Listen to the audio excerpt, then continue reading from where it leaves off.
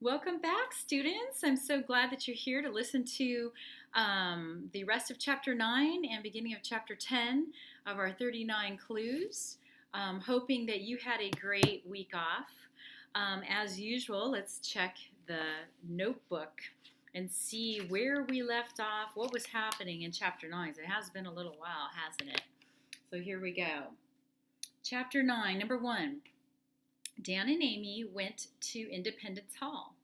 Number 2, they met up with Mr. McKintrey, who, remember, he's the lawyer, for some more help. Number 3, the adventure is becoming very, very dangerous, but they decide to stay in the competition. And number 4, they are now going to be flying to Paris, France for the next clue. And if you know where Paris, France is, it is my absolute favorite city in the whole wide world. Some of you that have been into my room, you've seen lots of those pictures, haven't you? And if you haven't, then hey, come see me when we get back from the summer, okay? And I'll show them to you. All right, so here we are with 39 clues. We're going to finish up Chapter 9 and move into Chapter 10, so I hope you enjoy. As they walked back to the car, Amy said, "We're going to Paris." Dan was thinking about Saladin, and his ears were still ringing from the museum explosion, so he wasn't sure he'd heard her right. "Did you say Paris? You mean like in France?" Amy brought out Sinead Starling's cell phone. The photo of the Benjamin Franklin letter was still on the screen. The secret message, a fuzzy yellow scrawl in purple light. When Franklin was really old, Amy said, he was an American ambassador in Paris. He was working on a peace treaty to end the Revolutionary War. He had a house in a place called Passy, and all the French thought he was like a rock star. They treat fat old guys like rock stars in France? I told you, Franklin was world famous. He was into philosophy, and he liked parties and all sorts of French stuff. Anyway, the secret message said he was leaving Paris, right? The letter was dated 1785. I'm pretty sure that's the year he came back to America. So he was leaving something behind in Paris. Something that broke up his clan, Dan said. That's what asunder means, right?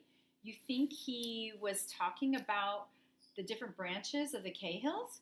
It's possible, Amy twisted her hair. Dan, what I said earlier, I don't really want to give up. I'm just scared. Dan nodded. He didn't want to admit it, but the man in black and the explosion had kind of freaked him out too. It's okay, we have to keep going, right?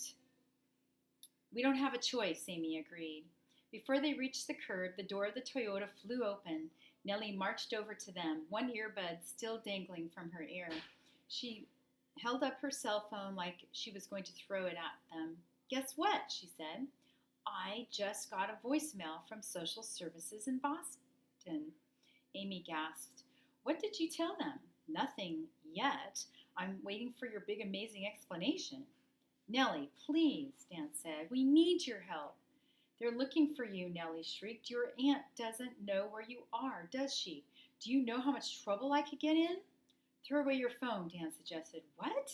She sounded like he just told her to burn money, which, of course, Amy had already done that week. Pretend you didn't get the message, he pleaded. Just for a few days, please, please, Nellie. We need to get to Paris, and we've got to have an adult. If you think for 1 minute I would... Did you say Paris? Dan saw his chance. He put on a sad face and sighed. Yeah, we're going to buy you a ticket to Paris, plus your pay, and a free hotel room, and gourmet meals and everything. But oh well. Nellie, it's just for a couple more days, Amy said. Please, we weren't lying about the scavenger hunt. It's really important to our family, and we promise we'll be careful. Once we're done in Paris, you can do whatever you think is best. We'll swear that it wasn't your fault. But if we go back to Boston now, they'll take us away to a foster home. We'll fail the scavenger hunt. We might even be in more danger. And you won't see Paris, Dan added.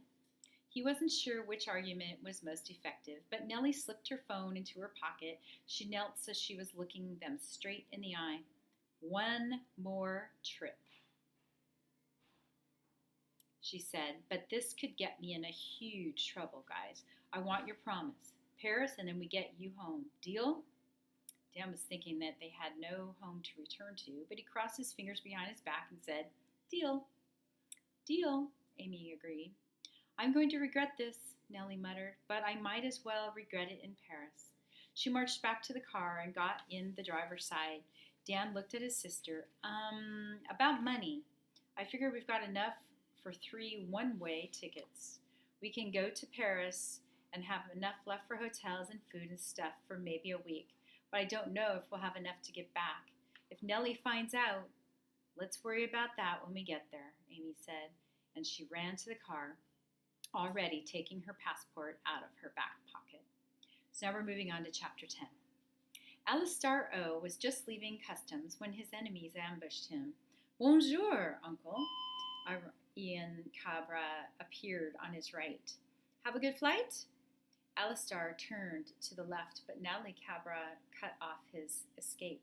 I wouldn't try to get away, Uncle Alistair, she said sweetly. It's amazing how many weapons I can carry throughout the airport. She held up a china doll in a blue satin dress. Natalie was too old to be carrying something like that, but no doubt she could charm the security guards into thinking otherwise. What is that? Alistair asked, trying to stay calm. A gun? A bomb? Natalie smiled. I hope you don't have to find out. It would be quite messy. Keep walking, Uncle. Ian put as much sarcasm into the word as possible. We don't want to arouse suspicion now, do we? They strode through the terminal. Alistair's heart pounded. He could feel the Poor Richard's almanac in his jacket pocket slapping against his chest with every step. So, Alistair said, when did you get in? Oh, we took our own private jet, Ian said. We use a private airstrip where the security is much more relaxed. We just thought we'd come welcome you. How nice, Alistair said, but I don't have anything you want. That's not what we've heard, Natalie said. Hand over the book. Alistair's throat went dry. How could you possibly know? News travels fast, Natalie said. We have informants. Natalie, Ian snapped. I'll do the talking. Thank you very much. You hold the doll. She scowled, which made her face not nearly as pretty. I can talk if I want to, Ian. Mother and Father said, blast what they said, I'm in charge. Natalie looked ready to yell back at him, but she swallowed her rage. Alistair didn't like the tight grip she was keeping on her doll. He imagined the thing must have a trigger somewhere, and he didn't want to figure out what it did. Surely you don't want another war between our branches, Alistair said, trying to sound diplomatic. One phone call and I can mobilize help from Tokyo to Rio to de Janeiro. As can we, Ian said, and I've read my family history, Alistair. The last time our branches fought, it didn't go very well for you, did it? Alistair kept walking, thinking hard.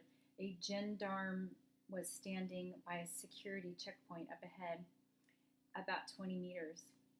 If Alistair could create a distraction, the 1908 explosion in Siberia, he said to Ian. Yes, that was impressive. But we have more at stake this time. Exactly, Ian agreed. So, hand over the old book, old man, before we have to hurt you. Natalie laughed. If you could hear yourself, Ian, honestly. Her brother frowned. Excuse me? 5 meters to the gendarme, Alistair thought. Stay calm. Oh, nothing, Natalie said to her brother. Just that you're a terrible bore. Without me, you couldn't even frighten this pathetic old man. Ian's expression hardened. I most certainly could, you useless little... Natalie stepped in front of Alistair, intent on confronting her brother, and Alistair saw his chance. He stepped backwards, then sideways, and before the Cabras could regroup, Alistair was standing next to the gendarme, talking as loudly as he could in French. Merci, niece and nephew, he shouted at the Cabras. But your parents will be worried. Run along now and tell them I'll be out in a few moments. I have some questions for this officer. I may have forgotten to declare my fresh fruits in customs. Fresh fruits, the officer said. Sir, that's very important. Come with me, please. Alistair shrugged apathetically to the Cabras. You must excuse me, with a little smile. Ian's eyes were so angry they looked like they might catch fire, but he managed a stiff smile. Of course, Uncle, don't worry. We will definitely catch you later. Come, Natalie, he said her name through clenched teeth. We have to talk. Ow! She yelped as he gripped her arm, but he herded her down the hallway and out of sight. Alistair sighed with relief. He followed the gendarme gratefully back to customs, where after 20 minutes of questions and searching bags, Alistair realized, surprise, he did not have any fresh fruit in his luggage after all.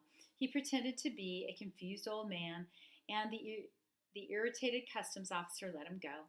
Back in the terminal, Alistair allowed himself a smile. Ian and Natalie Cabra may have been deadly opponents, but they were still children.